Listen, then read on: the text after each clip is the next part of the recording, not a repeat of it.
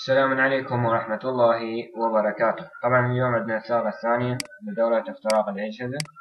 طبعا الحين راح نفتح أي متصفح عندكم، ونروح لأي محرك بحث وناخذ هذا الدورك تبع الثغرة، نعمله هنا بمحرك البحث بيست. اوكي، الآن بحث لنا طلع لنا كثير من الخيارات، كثير يمكن تغيرون إلى 2 وصفحات كثيرة وتختلف من محرك بحث إلى آخر. طبعا على سبيل المثال هذا المحرك أو هذا الموقع، عفوا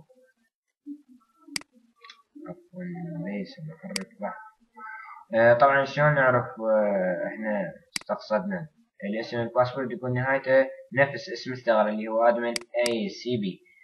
طبعا اليوزر نيم راح يكون admin، والباسورد راح يكون إحدى هذه الباسوردات 10 أو 11 عفوا، بس أول باسورد هو الأصح واللي يطلع 90% من عنده. أوكي، شوفوا الحين إحنا امتلكنا هذا الموقع كامل، وممكن نعمل عليه كثير من هذا. شوفوا سنجل أوت، يعني إحنا دخلنا على الموقع فورم، ولكن هذه المواقع تمتاز بقلتها، أي إنها يعني ما بها أشياء كثيرة. على العموم نبدي مثلا غير موقع حسب احتياجاتكم. كان معكم أحمد فريد هكر، وإن شاء الله في دروس